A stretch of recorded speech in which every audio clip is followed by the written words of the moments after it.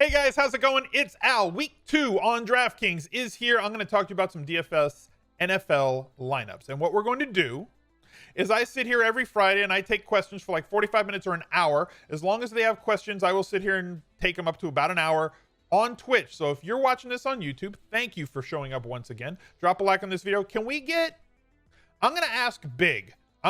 Can we get 1,500 likes on this video by the time things kick off in a little under 48 hours from now? It's going to be hard, but I think that you guys can do it. Can we get 1,500 likes? If you're new to the channel, thank you. Subscribe, hit that notifications bell. Helps you find all the content that I put out, and I do put out a lot of content. At least one video every day of the week except Saturday. I don't publish anything on Saturdays, but Monday through Friday, you're going to get a ton of content here on YouTube, as well as Sunday I will also post the Monday Night Football video, so look out for that as well if you play Single Game Showdown. As always this season, the Friday Lineup Builder Show is sponsored by RotoGrinders.com. If you want to go and use a lineup builder, they have a great one over there at RotoGrinders. You can check it out. It's the Lineup HQ. You can get in where you fit in with the Core 4 subscription. You can get in for 5 days, a monthly subscription, or you can pay for the annual if you want. Just make sure that you use the link that is down below in the description, or if you just want to type in the URL, it's rotogrinders.com/smizzlife. Very easy to remember, very easy to just type in yourself. Get there, get in. It supports the stream. They support us. If you want to support them, I would greatly appreciate it. Let's get to some questions from the chat. Bring them in here. See what they do. When I talk about Slayton for cash, can't stay for the whole stream. I can. So Darius Slayton, probably not going to be targeting him on DraftKings. He's 5K. He did see a good amount of targets. He's coming off of a 2-touchdown game. I'm not chasing. I never chase this category. I'll chase usage in that category, meaning end zone targets. I'll chase target percentage, things along those lines, right? And I think that it's going to maintain for him, but there is a lot of guys there in New York. Positive things that we saw from him in week 1. A lot of his production last year came when everybody was out, right? Ingram was out, everybody else was out, Shepard was injured, Tate was out. On DraftKings, he's 5K, not really targeting him there, but on FanDuel, he's 5,300. There's a ton of guys on DraftKings that are sub 5K. A lot of wide receivers in that range, and then now even more have opened up with some guys who might be injured in the Friday practices, so make sure that you pay attention to those practice reports and the injury reports that are going to come out. Like AJ Brown, if he's out, that opens up Humphreys, that opens up Corey Davis, who's 4K, and Humphreys is under 4K. A lot of options on DraftKings with really tremendous volume. On FanDuel, there's a lot less guys that are palatable that on DraftKings are lower priced than Slayton, much lower priced than Slayton, like 20% less. And then on FanDuel, they're like 10 to 20% more expensive. So FanDuel specifically, I think Slayton is a great value. Also on FanDuel, touchdowns more accentuated than volume, where I'm going to target the volume guy. A lot more variance on FanDuel because of the half PPR versus full PPR. No 100-yard bonus. So you have to get guys that score touchdowns. So over there, Slayton is a very valuable value play for me, as opposed to playing him on DK, where I'm way less interested in playing him. What are my thoughts on Gordon this week? If Lindsey sits, is the Steelers defense too good? I'm wrestling with that, to be honest with you. I have not made my decision there. There's a lot of value at running back on DraftKings that's under 6K. Okay, let's look at them, because I know I'm going to get 1,000 questions about this on this video, and we're going to get a lot of questions about it as well Sunday morning on the Anti-Tinkercast. For those of you who are watching on YouTube, I am live every Sunday morning, the last 45 minutes before kickoff on Twitch. There's a link down below. You can see it every single video that I have. Go drop a follow on Twitch. I'm live taking questions from subs 45 minutes before lock. Your last minute line of questions. This guy or that guy, 2v2s, strategy questions, whatever. We also talk about some X factors, guys who are in play on Sunday morning who may not have been in play when we record this video on Friday. So we try and get into all that. Running backs on DraftKings, under 6K. Kenyon Drake should not be under 6K. He is. David Johnson if Duke Johnson misses, David Johnson at 5,800 here with the amount of usage in the pass game that we saw from him in week 1, where he got 4 targets, and knowing that he should still be involved in the pass game, I'm fine with him, right? He only had 11 touches or 11 carries in week 1. I expect him to be playing from behind in this one. He should get a good amount of targets here as they play from behind. But if Duke Johnson's out, that's even better, because now he's the guy that's also going to be in. He doesn't have to split with a pass game or a negative game script sort of running back fighting for those touches. Malcolm Brown, also viable value. Somebody who should get 20 touches, albeit on the road against a good front 7. Was included in the pass game. Should get all the inside the 5 carries. 5,700 is too cheap. The highest projected percent guy in tournaments this week, Jonathan Taylor. He's the chalk. If you want to go with him, fine. If you want to fade him, there's merit to doing that. There's plenty of value guys that are sub 6K that you can go with there. Nyheim Hines. I prefer Taylor. I get it if you want Nyheim Hines. I don't think he's going to get or approach 10 carries on the day. I don't know if he's going to get 8 targets again. He seems like a typical third down back to me. And I think people are extremely hyper about him because of the 2 touchdowns last week. And I think that they need to kind of temper that a little bit. He's okay, but like, why is no everybody's excited to play Nyheim Hines, probably because of those 2 touchdowns, but they're way more excited to play him than somebody like Tariq Cohen. Nobody's ever really excited to play Tariq Cohen. And in my opinion, you should be equally as excited to play Nyheim Hines as you would be to play Tariq Cohen. So I'm not getting all of the excitement. I think that Taylor is the guy. And if I'm wrong, I'm wrong, but that's my personal take. Ronald Jones, Rojo, he is what Arian said he would be. He's not what we thought he would be as a fantasy football community, but he is what Arian said he would be, and that is the bell cow back in this offense. You know, getting the majority of the carries, getting inclusion in the pass game, and the inside the 5 touches. Is it possible that Fournette takes over this job as the season progresses? Maybe.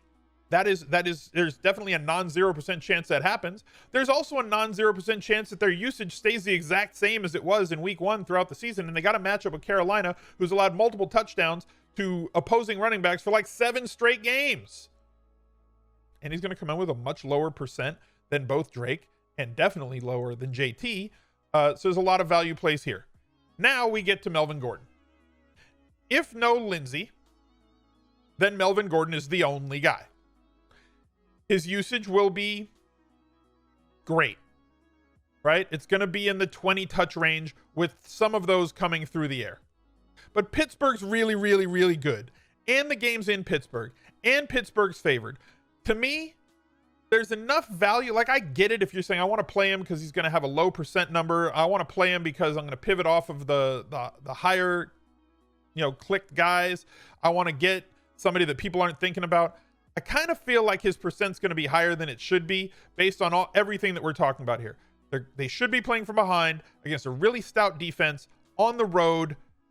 Yes, he will get enough volume, but I don't think the touchdown upside is there. I don't think the multiple touchdown upside is there. I think there's enough other value plays that I want to go with somebody in a better situation, like at home against Carolina, than on the road against Pittsburgh. Maybe, and it's entirely possible that I'm wrong, guys. That's the other thing. That's the other thing that I need to tell you. I'm going to be wrong. Okay? There are definitely things this year, this week, this season, that I will be wrong about when it comes to daily fantasy, when it comes to this player or that player. I encourage you to make your own decisions. I try to not tell you play this guy or don't play that guy. I try to teach you how to make decisions better, because that's what daily fantasy is about. That's what success in daily fantasy sports is about, making good decisions. So I try to teach you to have all the tools in your toolbox to make the best decisions that you can possibly make. So when you win, it's not because of me, it's because you made good decisions. But also, when you lose, it's because you didn't make the right decisions. When I lose, it's because I didn't make the right decisions. So as soon as you take ownership of those things, you'll start getting better at daily fantasy. That's just the way it is. Chai Jello, just give me the answers to the test. Favorite $6 to $6,500 wide receiver, pick one. I don't know that I can do that. I'm not sure I can pick one. but we'll talk about them. Okay, let's do that. And then somebody else said favorite 6K wide receiver in cash. So let's get to all of them. I'll start at 7K. Godwin, it looks doubtful with a concussion. We'll see how that goes, because like Mike Evans on Friday was doubtful too. So keep your if-thens, right? Keep your if-then statements available. If Godwin plays, then we're not going to be as much on Scotty Miller or Watson. And we'll still have the same amount of Mike Evans, in my opinion. I'm not changing my Evans allocations based on Godwin. Evans is a standalone value. Sure, he might get a couple of extra targets, but I think the guys that greatly benefit from Godwin not being there are Miller and Watson. So monitor him as the weekend goes on. Calvin Ridley, awesome. Before anybody asks, because I know this is going to be a question that's going to get asked, how much exposure do you want to have to this Atlanta-Dallas game? Like all of it. I want all of the guys. This is a play all the dudes situation in Dallas in week 2. I'm going to have a lot of shares of every single component of the Dallas pass game. I'm going to have a lot of shares of most of the components of the Atlanta pass game. I will sprinkle in some Todd Gurley, maybe. I will definitely have a whole lot of Ezekiel Elliott this weekend, and both quarterbacks. So if a question is, should I play X from Atlanta or Dallas? The answer is going to be invariably yes. So don't waste your time. Just know that that's going to come with a preloaded yes answer. Should I play somebody from that? Yes. What about yes? But what if I do yes? The answer is yes from me when it comes to this game. Play them. It's going to be a fantasy carnival. Cooper Kupp, 6,800. Tough matchup. Philly has a good slot corner, but Cooper's going to get fed, I think, more than the 5 times he got fed in week 1. You guys know how I feel about him. Juju Smith-Schuster, I think he's going to have a fantastic year with Ben back. So as long as Ben's there, I'm in on Juju at 6,500. I think he is awesome. There's really no two ways to put it. There's so many plays at wide receiver. There's way too much value this week. Steph Diggs ran a ton of routes last week, over 50 routes, was targeted 9 times, caught 8 of them, which is surprising considering who his quarterback is, and didn't really have any big splash plays, as long as a 22-yard catch. So you know how good he is down the field. They didn't really utilize him in that role in week 1.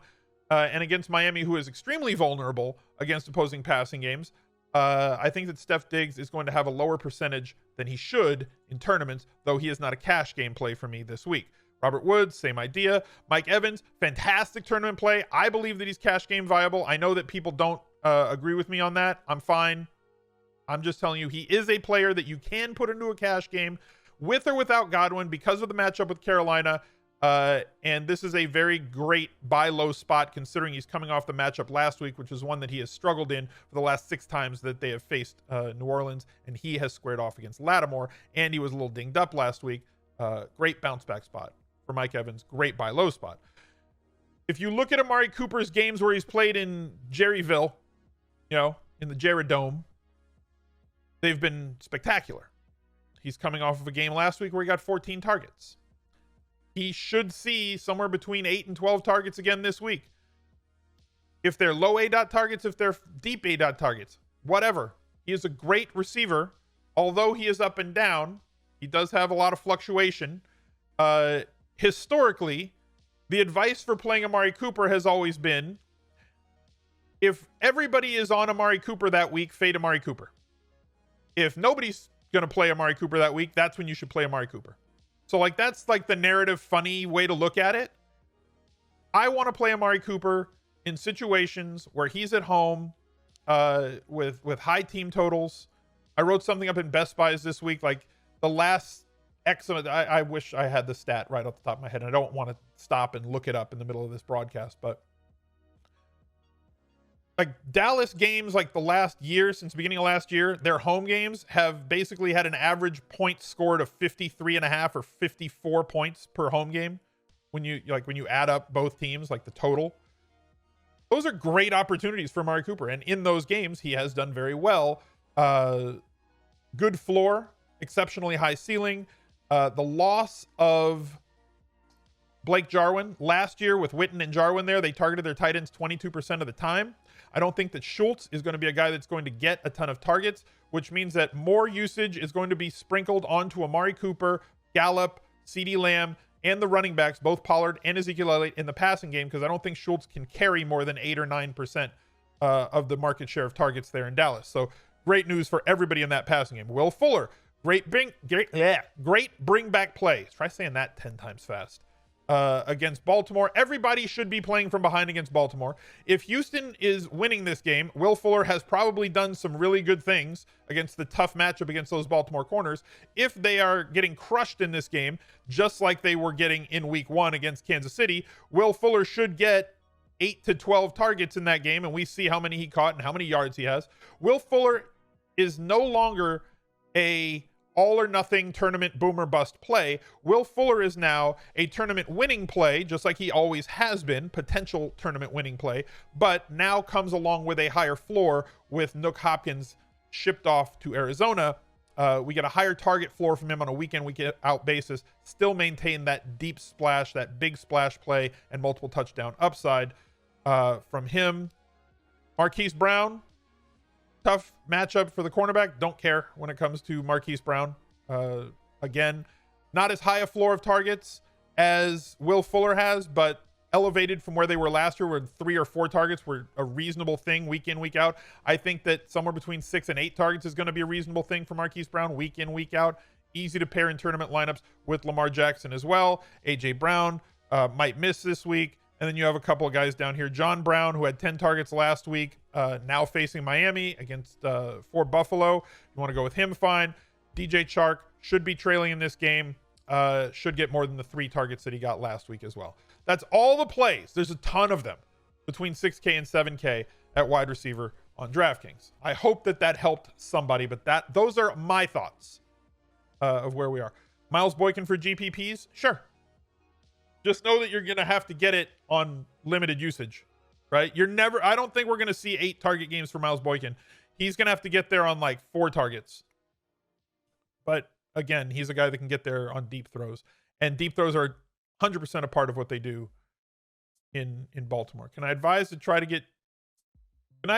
try to get 2 top running backs over wide receivers in cash?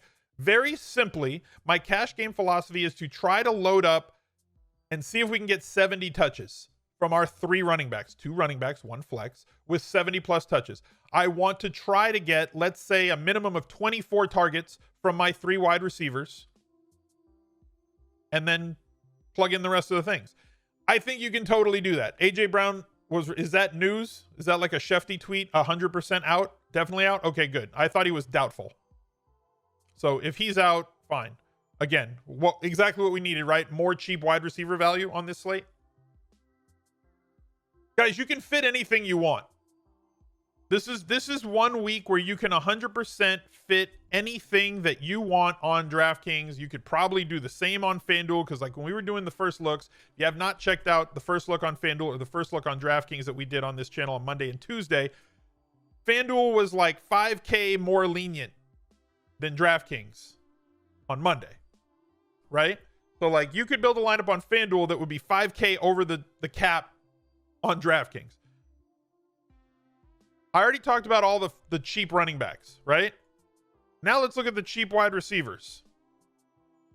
Guys that you can realistically play. You want to play Jerry Jeudy against Pittsburgh? Sure, but I don't know if it's necessary. I think too many people are going to play Russell Gage.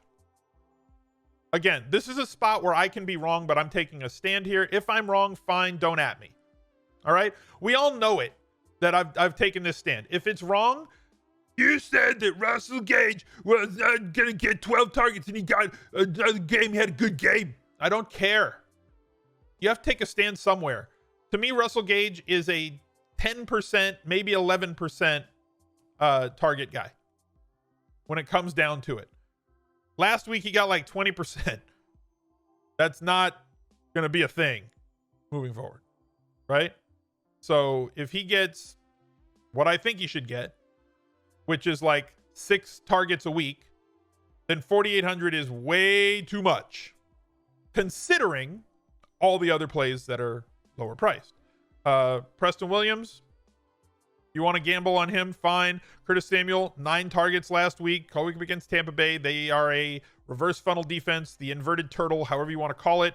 Soft on the outside, tough on the inside, where all of the wide receivers for Carolina should theoretically be in play, especially if you consider that DJ Moore has an extremely tough matchup with a great young cornerback for Tampa Bay, which means that Samuel and Anderson get softer matchups. If you want to go with one of those over DJ Moore, I'm fine with it, and they should all have ample volume to deal with. CeeDee Lamb. Al, do you want to play? Yes. Okay, he's in that Atlanta-Dallas game. Don't need to go further than that. Valdez-Scantling, sure, but I'm less thrilled to play him than these other guys. Paris Campbell saw a lot of targets last week, got 9 of them. Going against Minnesota, if you want to go that route, fine. Minnesota's cornerbacks are okay, they're faster than me, right? Their cornerbacks are definitely faster than me. But their number one corner runs a 4.65 40. And Indy's got some real fast dudes on the outside with T.Y. Hilton and Paris Campbell and I like playing wide receivers that are faster than the players that are supposed to be covering them. So, and you get leverage. And what I mean by that is so many people are going to be playing Jonathan Taylor that it's going to be difficult for people in those lineups with Taylor to say, I also want exposure to the Colts passing game. So you're going to leverage the field by stacking Phil Rivers, T.Y. Hilton, and or Paris Campbell, because people that are going to play Taylor are not going to make those plays in tournaments, which puts you on a contrarian stack to leverage them. And if Paris Campbell or T.Y. Hilton catch a touchdown, that is one touchdown that Jonathan Taylor is not getting. So you move up, they move back, and it's a great way to leverage the field in tournaments if that is the route that you want to go. I'm not playing Paris Campbell in cash because it's my opinion that Deontay Johnson is a much better DraftKings cash game play because of the volume that he's going to get, very easily convertible into catches. He gets 10 targets. He should get 8 catches. Did not play as well as he could, in my opinion, in that first game on Monday night. But the trust that this coaching staff has in him and the fact that Ben Roethlisberger threw in the ball 10 times, I'm not going to say it's a bounce back opportunity because 6 catches for 57 yards is fine.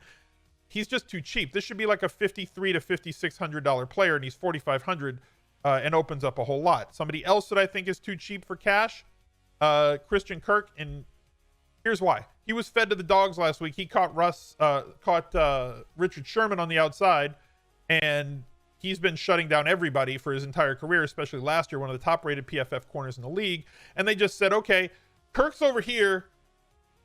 Nook.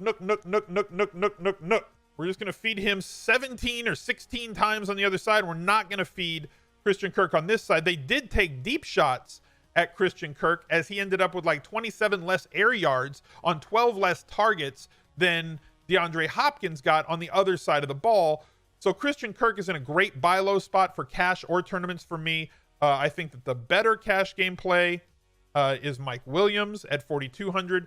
To me, him and Deontay are the 2 better cash game plays at this range.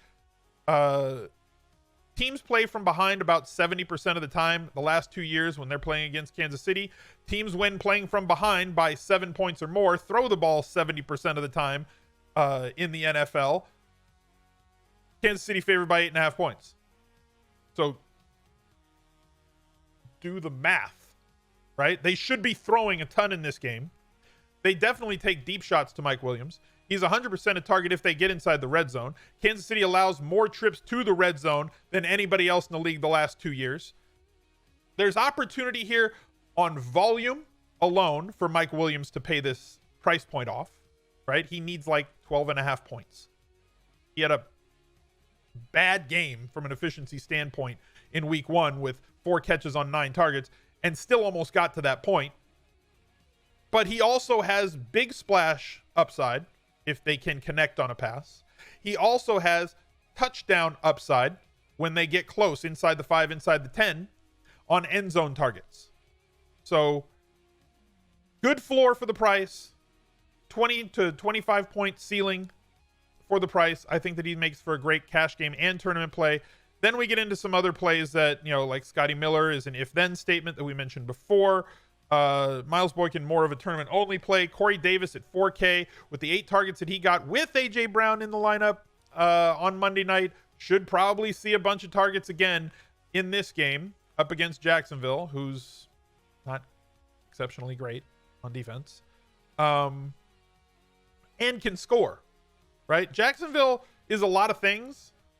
There's a lot of bad things about that Jacksonville team, but like offensively, they can score and they don't really turn the ball over a ton. At least not from their quarterback through the air. Like, he can fumble. Minshew can fumble every once in a while, but like he's pretty efficient through the air in terms of touchdowns to interception ratio. So it's not out of the realm of possibility that they could keep this somewhat close and force Tennessee to have to keep throwing the ball and not just hand it off 70 times a game like they did in the playoffs last year. They might have like a 50-50 run pass mix, which would be great for Corey Davis. And what we saw with his usage with A.J. Brown, he could see a 25+% market share of the targets for 4K. Another good cash game play with less touchdown upside and less big splash upside than somebody like Mike Williams. So there's a lot of plays, right? There's so much value that it's almost ridiculous. And I tweeted out earlier this week that, like, guys, there's like 10 viable value plays. Now there's like 14 viable value plays, and they're not all going to smash. So like, make your peace with it now. Pick the ones that you think have the best floor ceiling combination and go with them. And if you don't hit them, like, you just don't hit them. Paris Campbell and Jonathan Taylor okay in the same lineup without a stack in a large field GPP? Yes. I think so. Can I talk top tier tight ends? I think that the tight ends are pretty straightforward this week. Like, I don't think you're going to want to have shares of like 10 of them, right? Kelsey, good. Mark Andrews, good. Zach Ertz, good. This mid-range, not good. I don't want this mid-range. Okay? So like from Evan Ingram,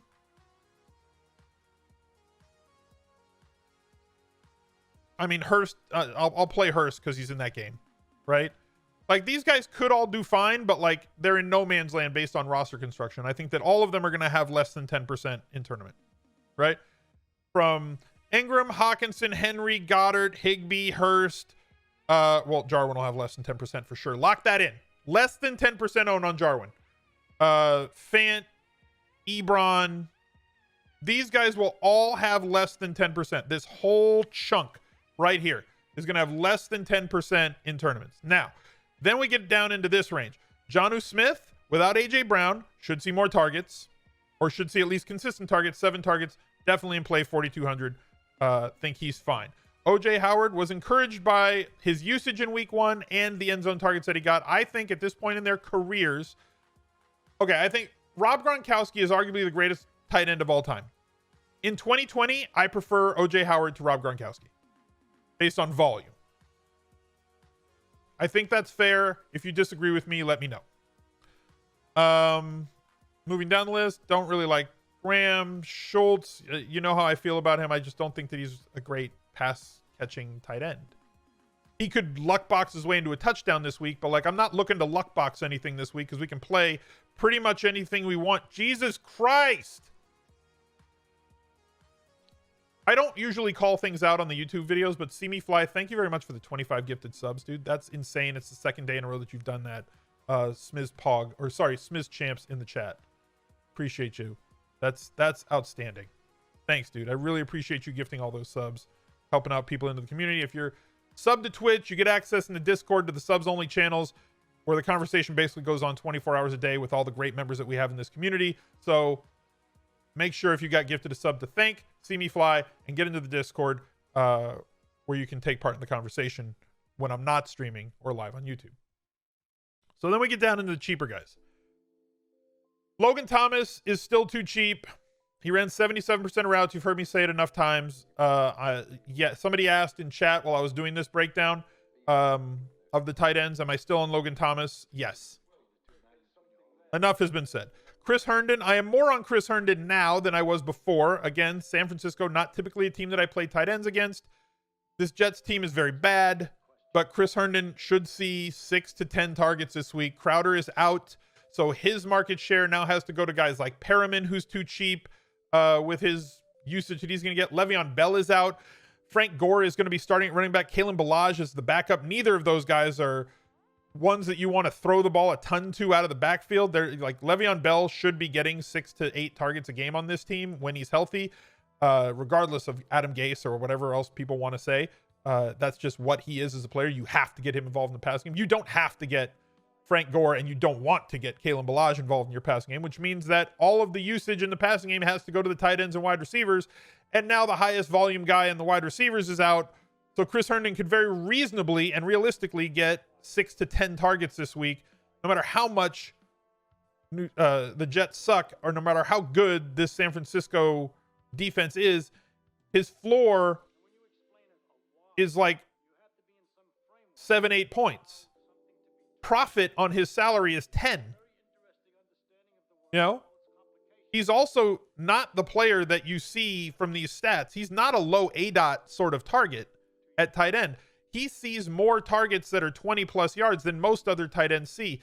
Like the elite ones like Mark Andrews and Kelsey. Like, he is a downfield threat. He is a fantastic athlete. So his volume is going to be great, which gives you a good floor. And he's also got the ceiling that a lot of tight ends really don't have. So Chris Herndon certainly in play at 3,400. And then not practicing all week is George Kittle. And he's a game time decision. So if he's out, this is another if-then statement for you.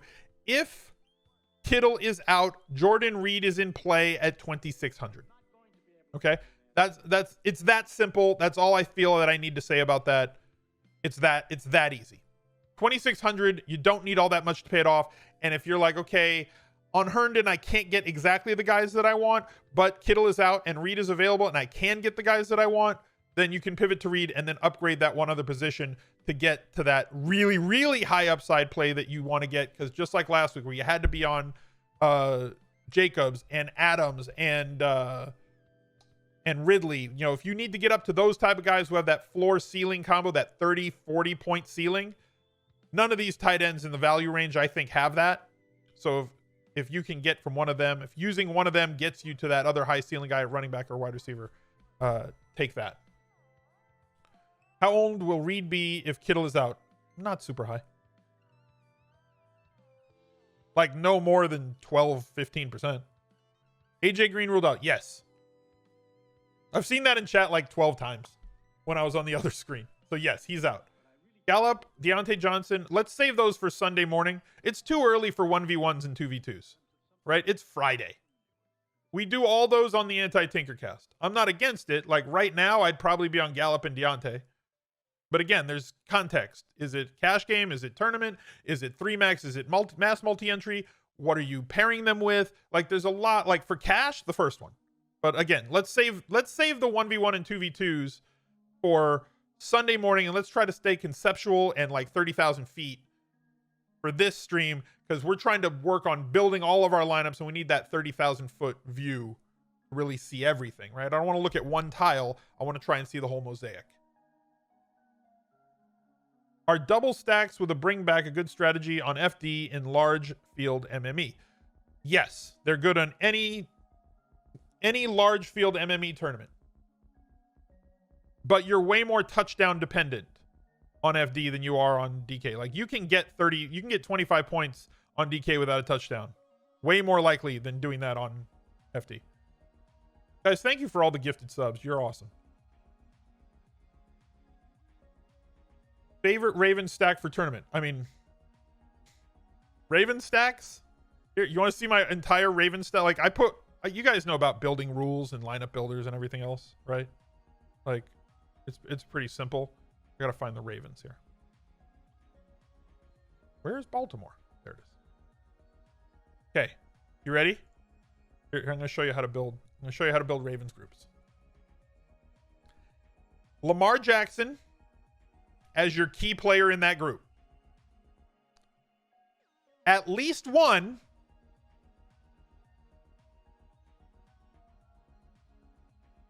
There it is.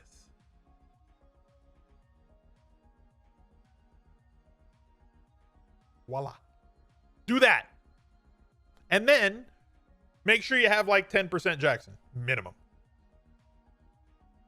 That's it. That's my group for Lamar Jackson every single week. There's other times, other teams where I have like 5 people in a group, you know, like, oh, there's like, I need to have the pass catching running back. I need a tight end. I need the 3 wide receivers and at least one of these guys, but no more than 2 of these guys. It's real simple with Lamar Jackson. Lamar Jackson, Marquise Brown, Mark Andrews. That's it. Roll. No one is talking much about Kansas City. I don't ever get that statement. I mean, Kansas, okay, one, the Chiefs are the Chiefs. Like, that's one thing. It's like, we know who they are. They are who we thought they were, right? 2, if nobody's talking about players, then like, great. They'll have a lower percentage, right? Amazing work. Great work on that Baltimore stack. Like, every lineup that I have with Lamar Jackson is going to have one or both of Marquise Brown and Mark Andrews. That's it. It's going to be Jackson with one of those guys or both of those guys in every single of my Lamar Jackson lineups. If you don't believe me, download the CSV, the tournament CSV from the Millie Maker this weekend, and check my work. Every one of my Lamar Jackson lineups will have one or both of those guys. That's your point? Yeah, I mean, it kind of is what it is. Is CEH in my Mahomes group after week 1? I rarely put a running back into a quarterback group.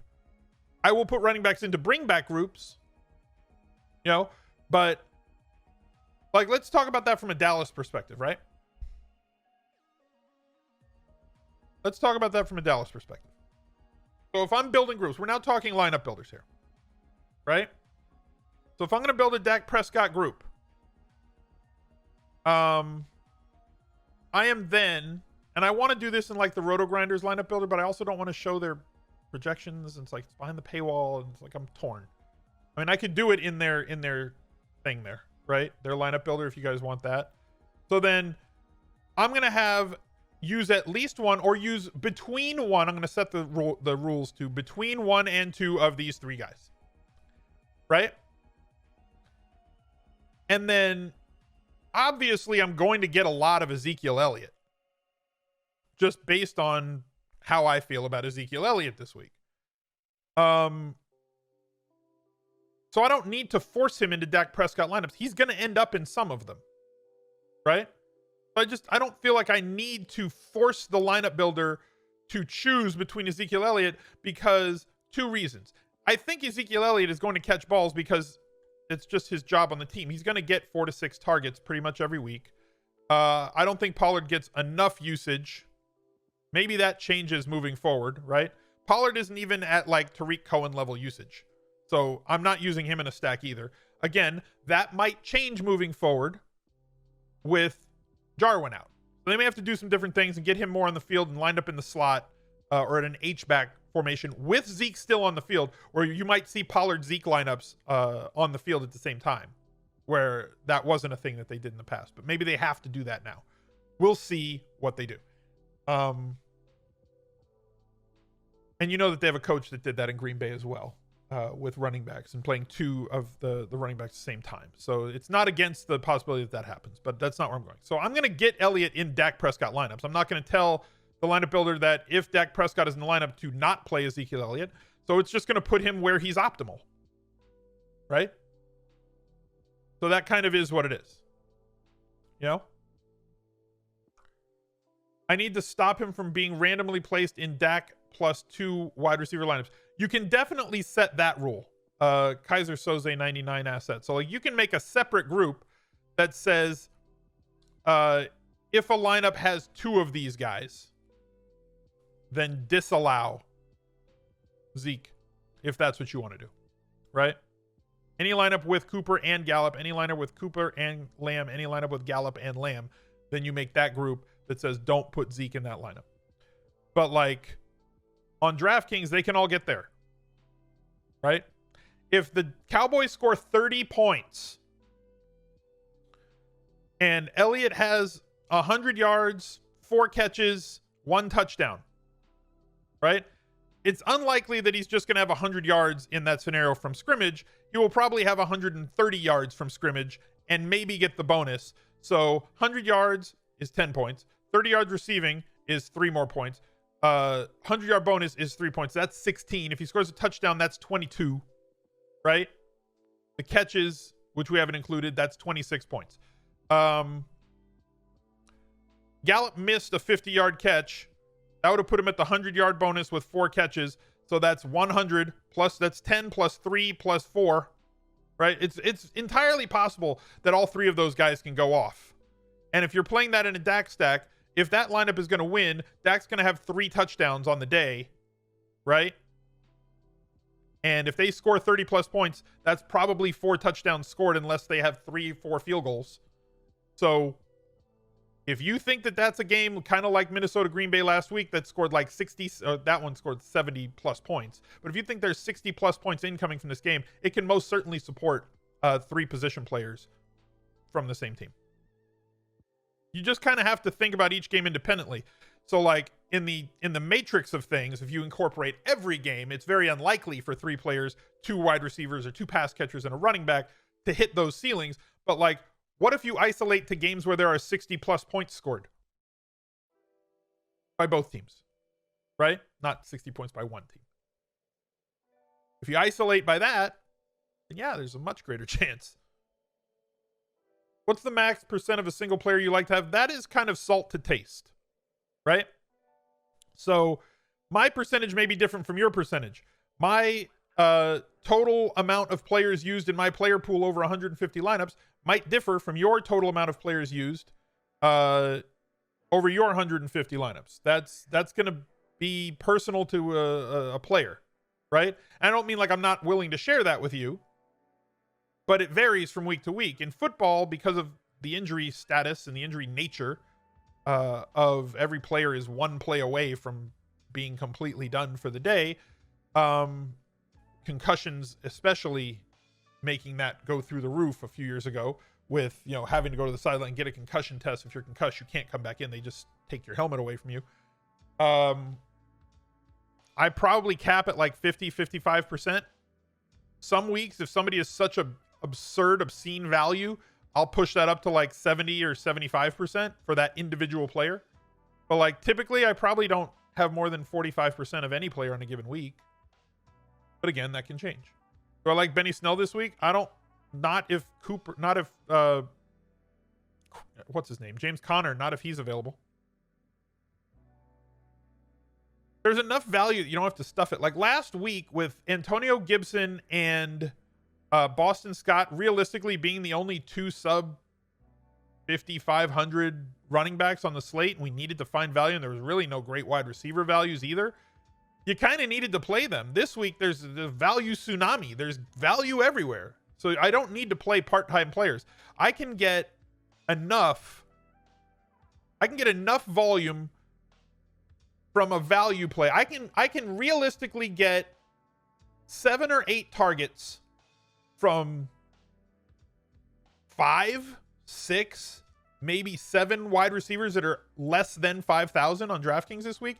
I can get 20 plus touches projected from 6 running backs that are under 6K. You don't need to like stretch for value this week. I would suggest that you not, because people can't have every one of those value plays. And there's going to be 2 or 3 of them that are going to be sub 10% of the ones that we've highlighted today. So I don't think you need to galaxy brain this. Let's get some galaxy brain spam in the chat, please, because I don't think you need to galaxy brain this week with as much obvious value as there is.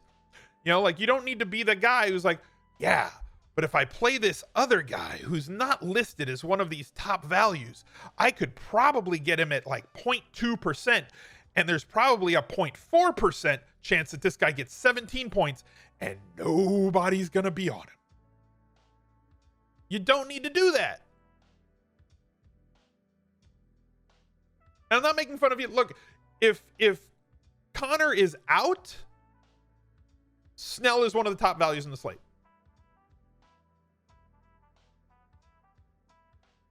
Right? He is. And also, if Connor is out, what percentage chat? I'm going to leave chat on the screen for this. I want chat to talk to YouTube real quick. Yeah, YouTube, chat, YouTube. What percent do you think Benny Snell is going to be in the Millie Maker if Connor is ruled out for this Sunday? Y'all are answering different questions that I'm not asking. Snell is better than Connor. I don't care. What percent do you think he's going to be in the case that he's out this week? Because that's your highest owned. I got your highest owned running backs right here. I think y'all are way out of line, 40 to 60%. Millie Maker, y'all. 69%. Nice.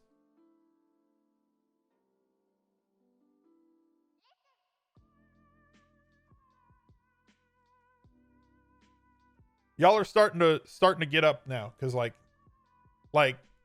10 to 15%, in my opinion, is the number. I think 35 is out of line, because there's your three running backs that are going to have the highest ownership. Right there. There's the three. That's the combo that everyone's going to use because they can. Okay? Maybe, I think these two are going to be very similar. Let's just say that it's one of those, and these two are the highest. Right? These two are going to catch the highest number.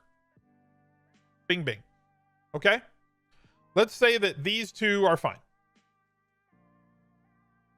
And then what? There's no way that Snell's going to be 35%. There's no way.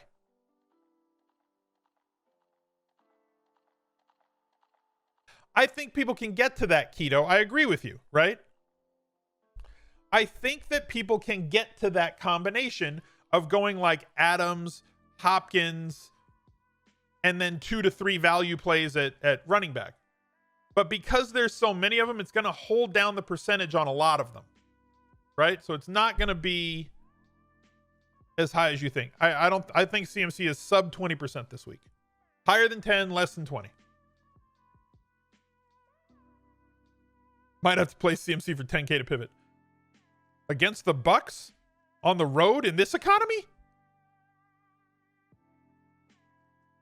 I said 15%. I win nothing. Woo! I love that cat. He's such a good cat, IRL. That is like that's an emote of my actual cat. And if you look down below, we now have like Smiz Gang merch with the cat.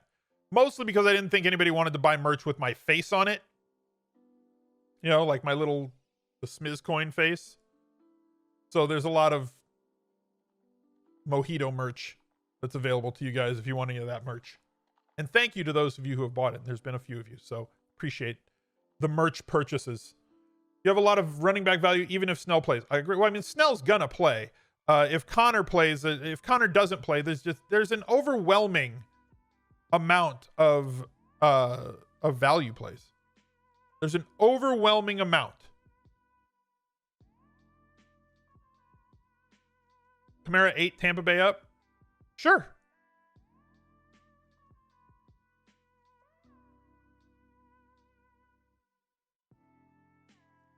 I still think Tampa Bay has a very good run defense.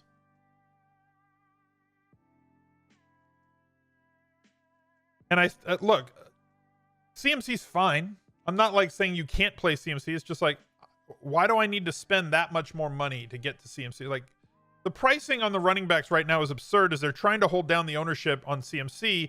And the way that they're trying to hold down the amount of people that are clicking CMC's head is by making guys like Ezekiel Elliott 1,800 cheaper, and by making Henry, who is coming off of a 34 touch game, 2,100 cheaper. Like, so they're going to be the ones that catch it. Dalvin Cook should still get, you know, a good amount of usage in this game, albeit on the road in this situation.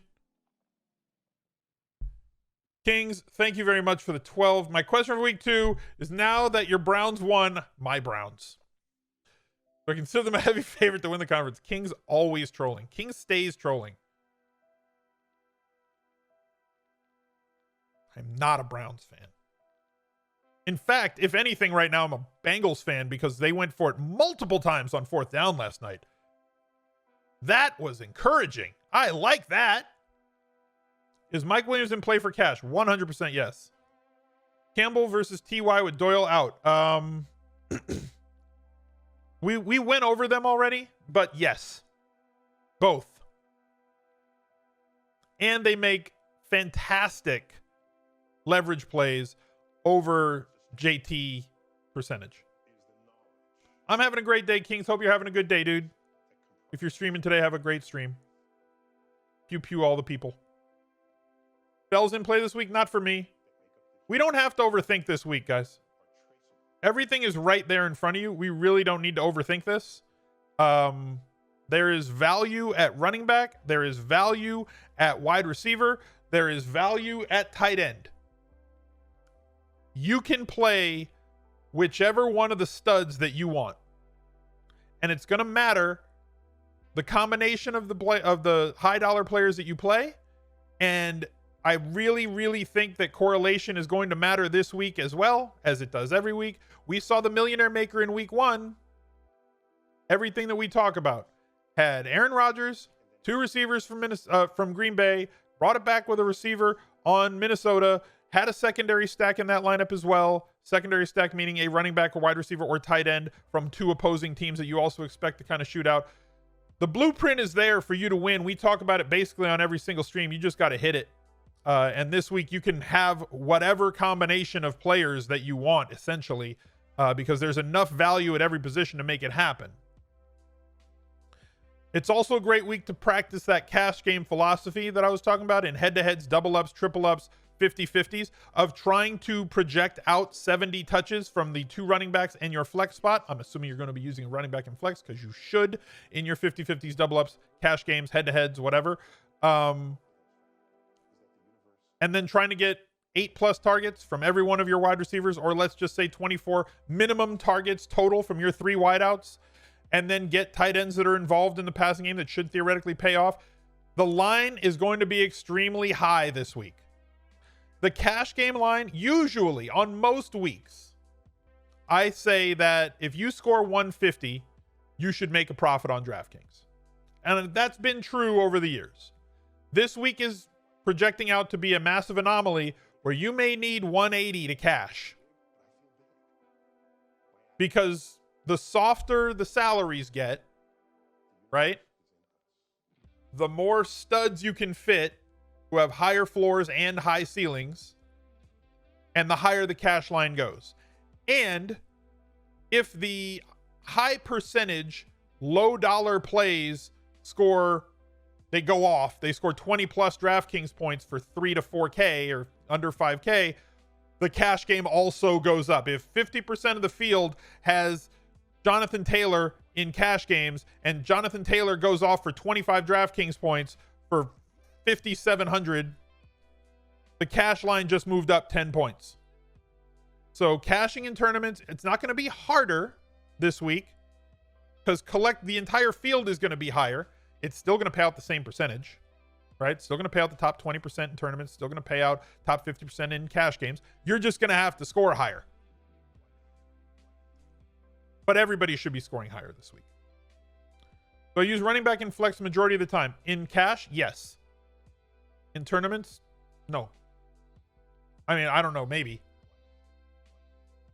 Like, I'm more willing to use a wide receiver in flex in tournaments. This will be a harder week to hit? No, it'll be exactly the same amount of difficult to cash a tournament, a cash game, or win a tournament as any other week. Everybody is going to have the same problems making lineups as you.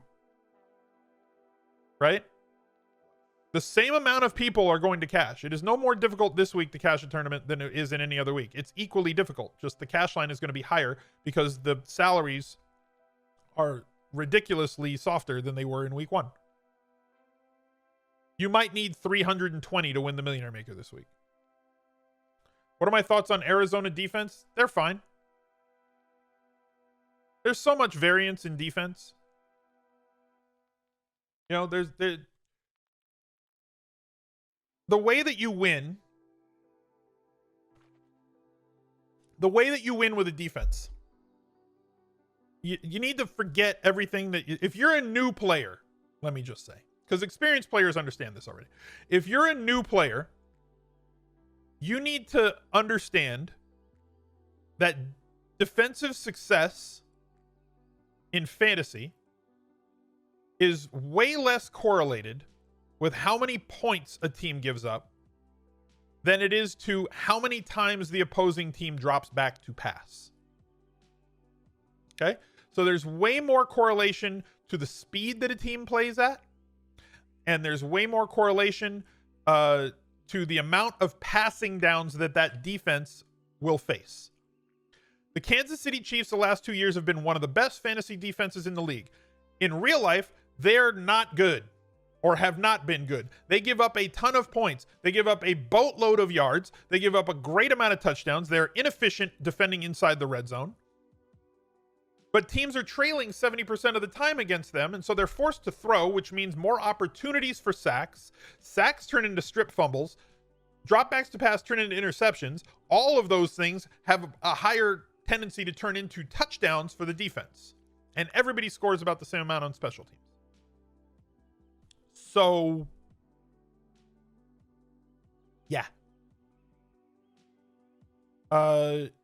C. Will says, you threw in the cheapest defense last week. It worked with Washington football team. Right. Okay. Don't get married to what worked last week. But last week, that was a good situation to attack as well. If you have a defensive line or front seven that puts an awful lot of pressure on an opposing defense, yes, an opposing quarterback, and you have an offensive line that is ill-equipped to stop the players that are standing in front of them so as to protect their quarterback as they are tasked to do on a week-in, week-out basis, that is also a path to fantasy success. So you want teams that generate pressure. You want to focus on teams that are going to drop back to pass a lot, and all of that. Like that is what I focus on when I'm looking at defenses. The worst play ever was a couple of years ago when Trubisky was a rookie, and people are like, well, the Bears aren't going to score a lot, so I'm going to play the defense playing the Bears because, you know, I'm smart.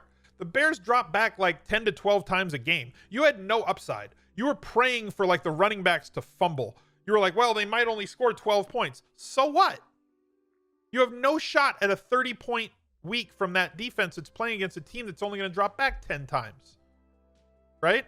You might get like 6 points from, you know, the amount of points that they give up, but you're not having much chance. You have 12 opportunities to get sacks. Give me 50 opportunities to get sacks, and I'm going to take the defense that has a team dropping back to pass 50 times over the team that has playing against a team that drops back 15 times every day of the week, because that team has more opportunities to score. That DST has way more opportunities to score points for my fantasy team than the one that's only going to get to rush the passer 12 times that game. So that's the philosophy. That is the winning philosophy in picking DSTs. And is it going to work every single week? No. You know the Chargers play slow, but is Tyra going to throw a lot? Okay, actually, I was wrong about this, right? I'll take my L here, and maybe it's 1 week because, and maybe it'll go back to this. The Chargers have played slow with Phillip Rivers.